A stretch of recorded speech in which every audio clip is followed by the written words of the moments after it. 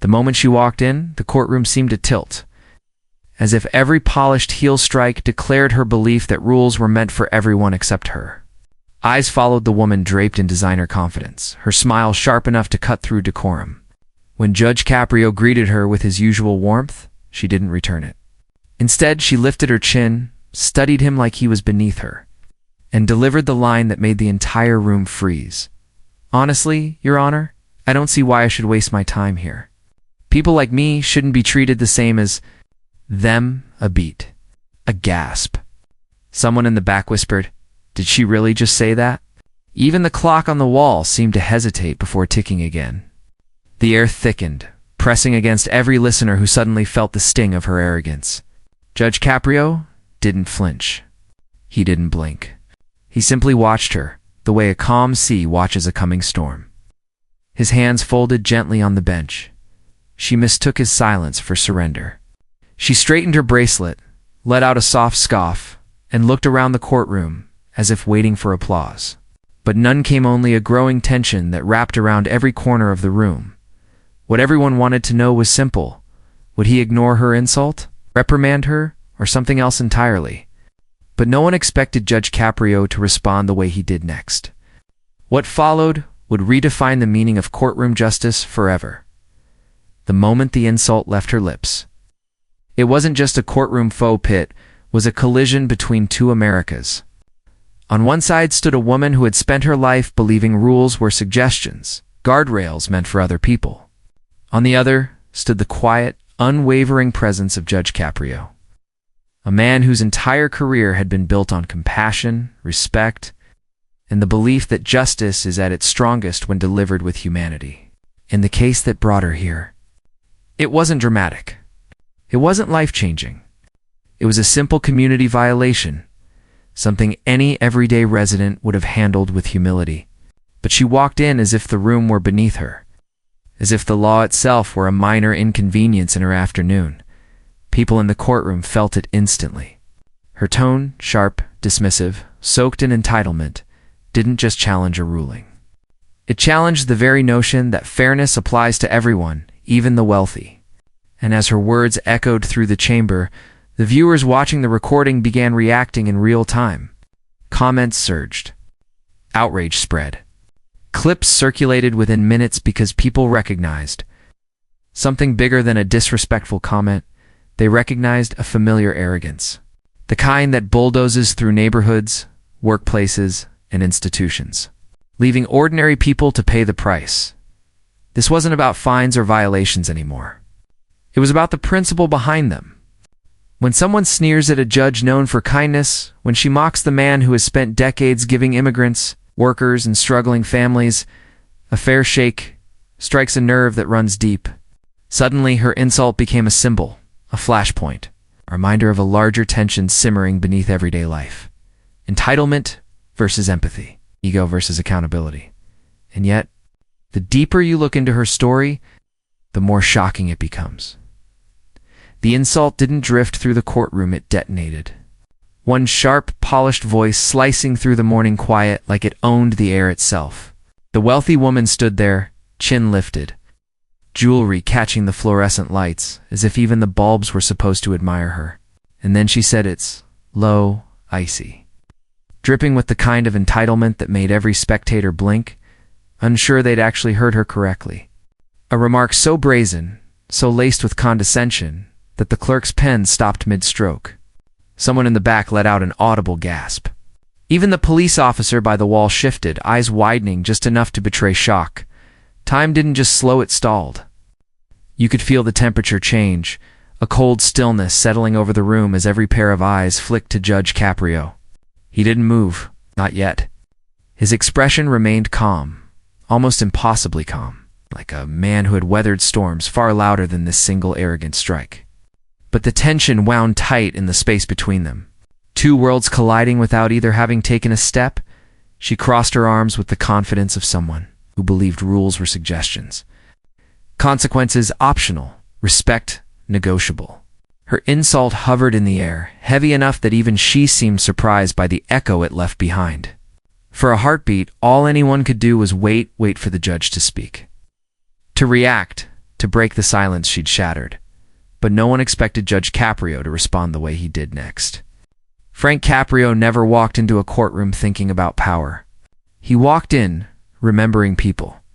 His earliest memories come from the narrow Providence streets where his immigrant parents struggled quietly. They taught him dignity long before he ever learned the meaning of legal authority. His father, a milkman who worked before dawn, showed him that kindness shapes communities.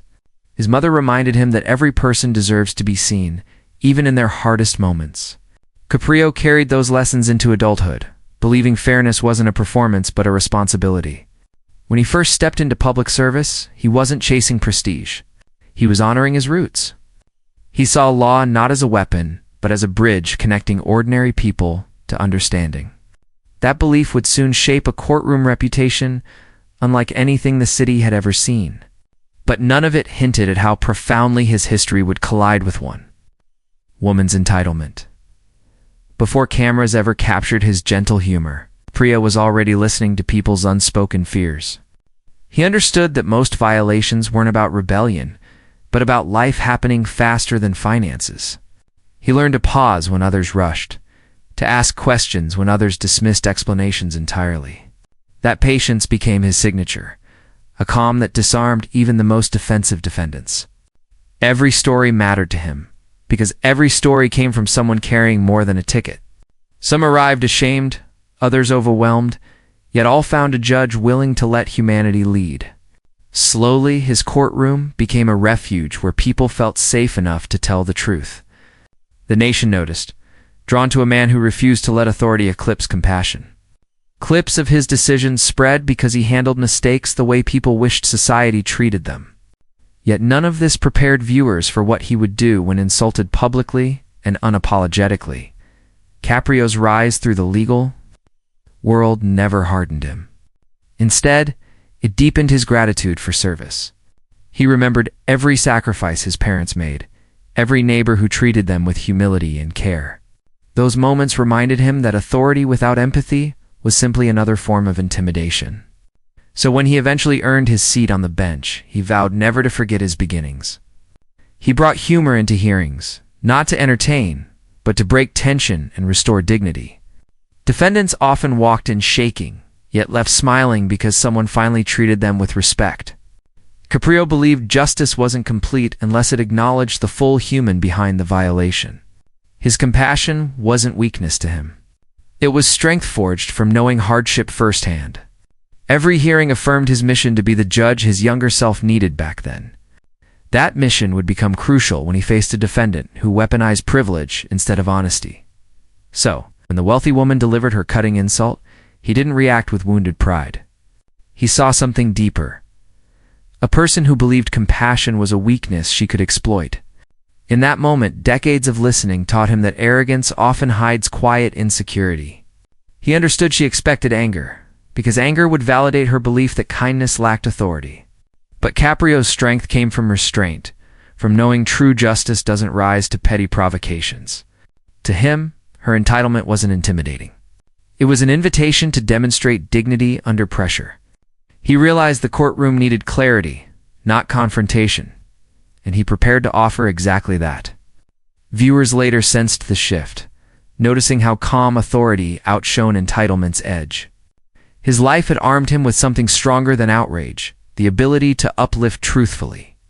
And as he opened his mouth to respond, the courtroom braced for power. The courtroom seemed to inhale all at once as the wealthy woman straightened her blazer. Her chin lifted just a little too high, as if the very air in the room owed her an apology. She repeated her earlier remark, slower this time, dripping with that same polished disdain. Yes. As though she wanted every soul present to understand exactly who she believed she was. A few spectators exchanged glances, the kind that said, "Is she really doing this?" While others leaned forward, sensing that something fragile and sacred was being tested, Judge Caprio didn't flinch. He didn't so much as blink. He simply sat there, hands folded, eyes steady, giving her the kind of patient silence that reveals far more than any raised voice ever could. But the more serene he remained, the more restless she grew. Her heel tapped. Her voice sharpened. She gestured toward the citation as if it were beneath her dignity even to touch it. When she accused the court of wasting her time, a soft ripple of disbelief moved through the gallery. Someone in the back let out a quiet gasp.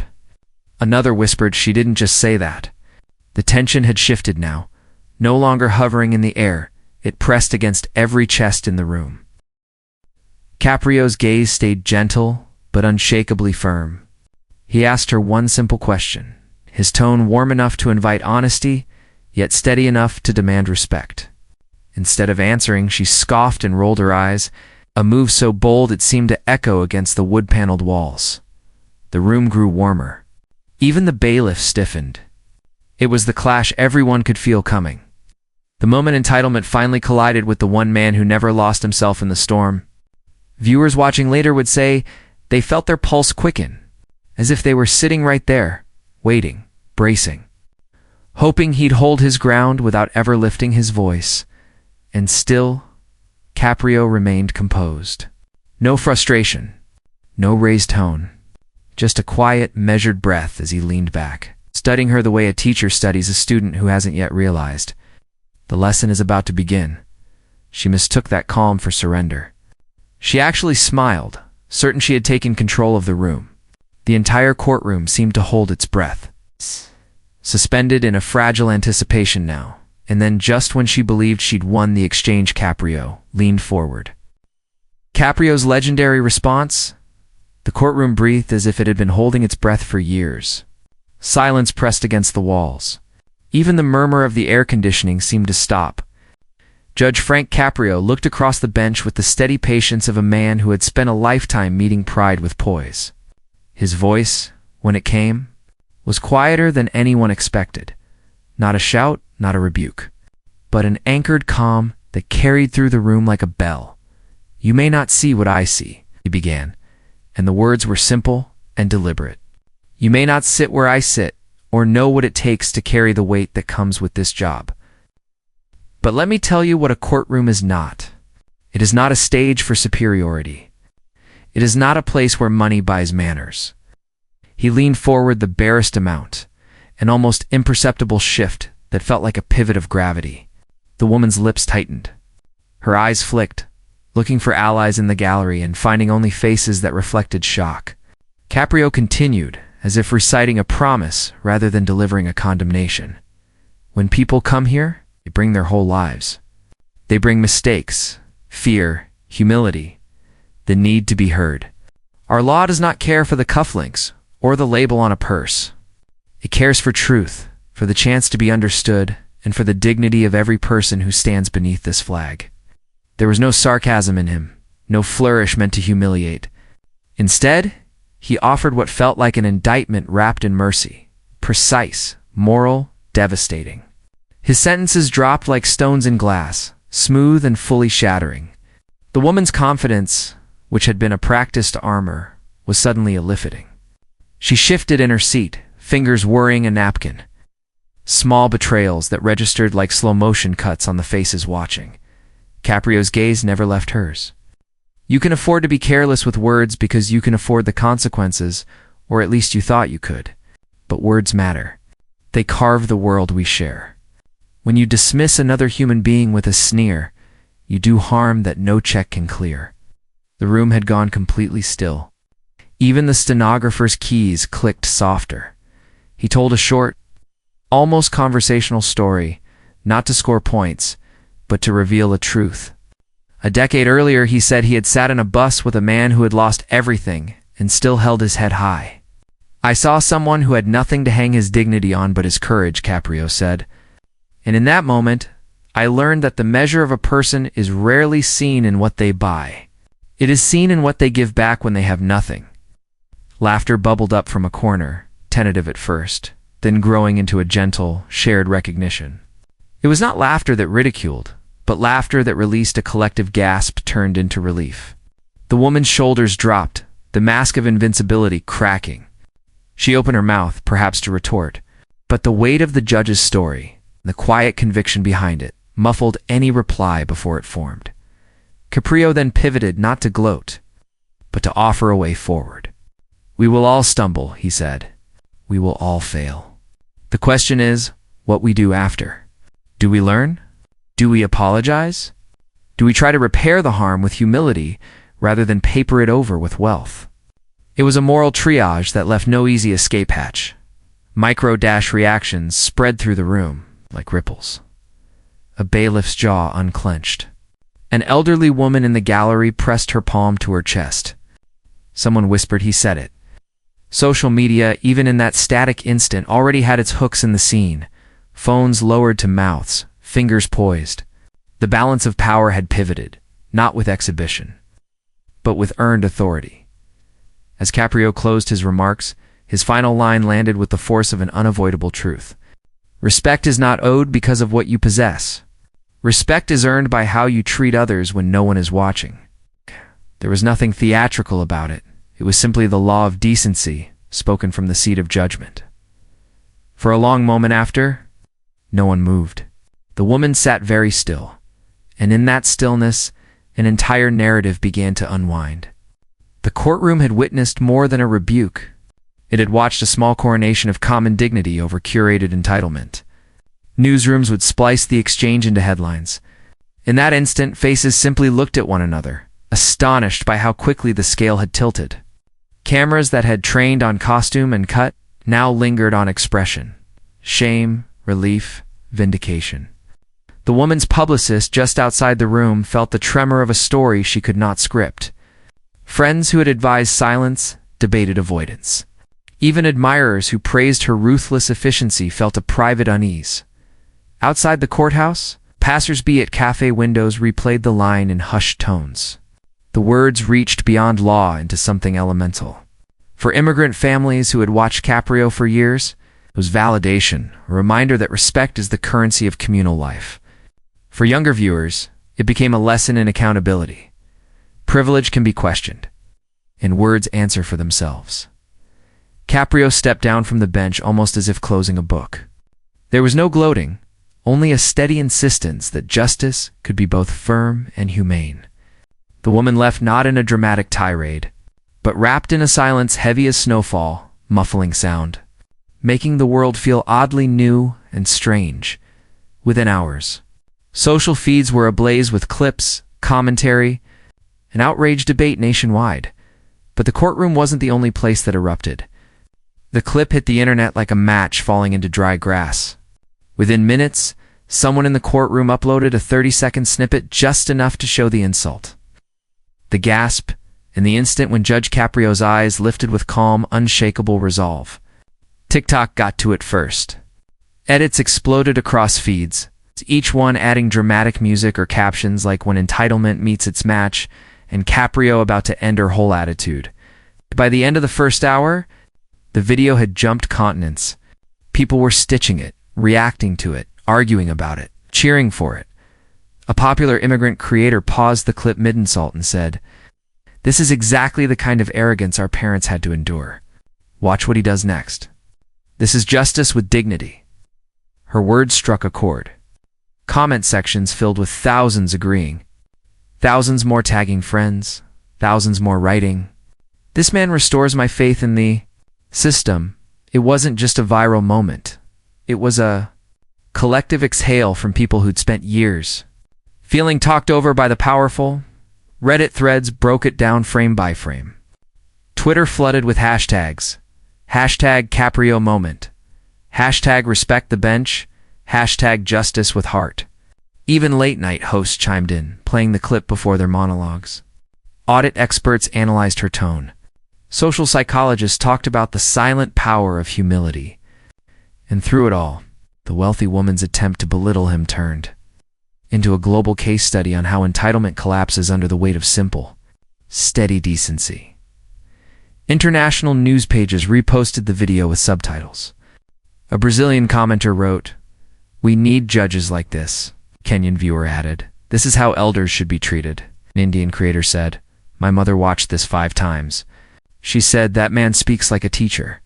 The more the clip spread, the more people gravitated not toward the insult, but toward Caprio's posture, patient, grounded, deeply human. They felt seen by him, respected through him, vindicated because of him.